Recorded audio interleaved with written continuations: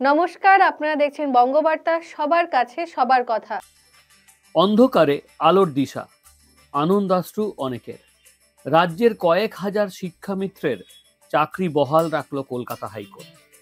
বিচারপতি রাজশেখর মান্থার সিঙ্গেল বেঞ্চে কয়েক হাজার শিক্ষামিত্রদের চাকরি বহাল রাখার এই সিদ্ধান্ত জানার পর অনেকেই আনন্দে কাঁদলেন। শিক্ষামিত্রদের চাকরি বাতিল করেছিল 2012 সালে এই রাজ্য সরকার।